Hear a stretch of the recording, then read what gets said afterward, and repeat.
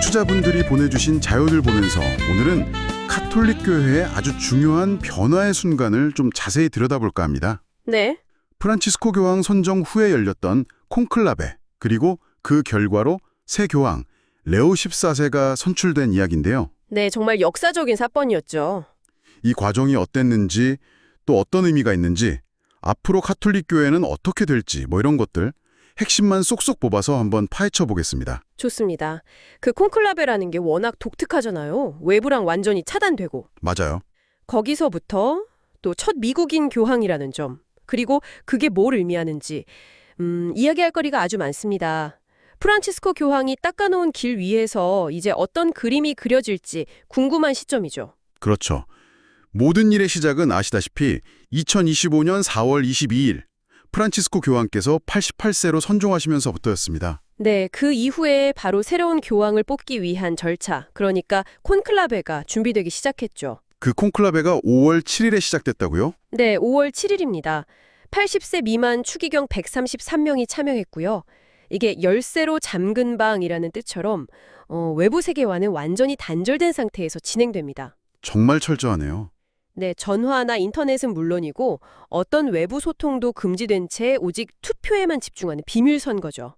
그런데 그렇게 시작하고 불과 이틀 만에 결과가 나왔어요. 5월 8일. 맞습니다. 시스티나 성당 굴뚝에서 마침내 그 흰 연기가 새 교황이 뽑혔다는 신호잖아요. 네, 그렇죠. 그 순간을 보려고 정말 많은 사람들이 성베드로 광장에 모였다고 해요. 저도 자료 보고 놀랐어요.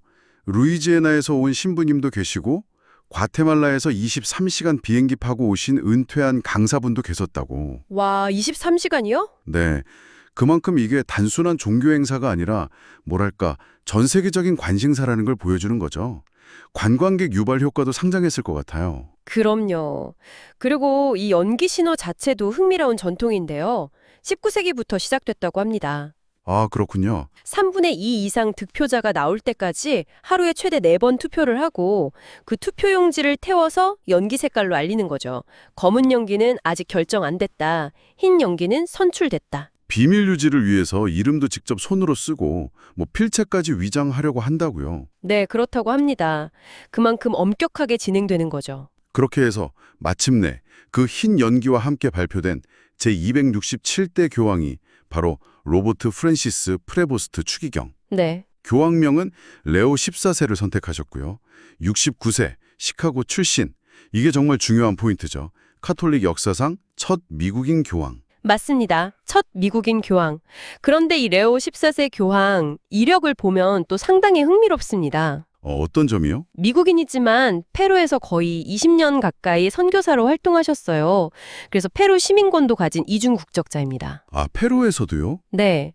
수학이랑 신학을 전공하셨고 아우구스티누스 수도의 총장도 지내셨고 페루에서 주교도 하셨고 또 교황청 주교성 장관까지 아주 다양한 지도자 경험을 가지신 분이죠. 프란치스코 교황이 직접 발탁하신 분이라고 들었어요. 네, 주교성 장관으로 발탁되고 추기경으로 서임된 프란치스코 교황과 인연이 깊은 분입니다. 에게는 강점이면서도 또 복잡하게 느껴질 수도 있겠는데요. 네, 충분히 그럴 수 있죠. 그의 배경이 교회의 보편성을 보여줄 수도 있지만 또 한편으론 특정 지역이나 신학적 경향을 대변하는 걸로 보일 수도 있고요. 그래서 첫 메시지가 중요했을 것 같아요. 맞습니다. 그의 첫 연설을 보면 그런 부분을 좀 의식한 것 같아요. 평화가 여러분과 함께 이 인사말로 시작해서 대화를 통한 평화, 또 도움이 필요한 이들에게 열린 선교적 교회, 선교적 교회? 그리고 고통받는 이들과 함께 경청하며 길을 찾는 신호달 교회. 그러니까 교회 구성원 전체가 더 참여하고 소통하는 교회를 강조했어요. 프란치스코 교황의 정신을 좀 이어가려는 모습이 보이죠. 레오라는 교황명 선택에도 그런 의미가 담겨 있을까요? 네, 그럴 가능성이 높습니다.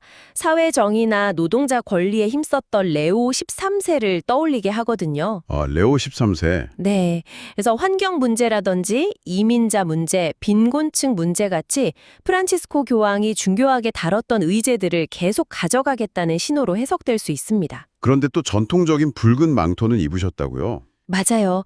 그 모습은 전통을 중시하는 것처럼 보이는데 메시지는 프란치스코의 개혁 노선을 따르려는 의지를 보여주니까 뭐랄까 개혁과 전통 사이에서 균형을 잡으려는 연속성 속의 변화를 추구하려는 게 아닌가 싶습니다. 한 사람의 등장이 정말 많은 걸 생각하게 하네요. 그렇죠.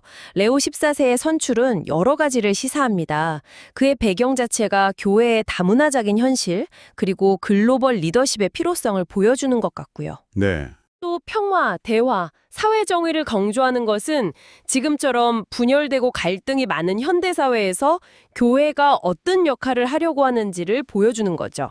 세계 지도자들 반응도 빨랐어요.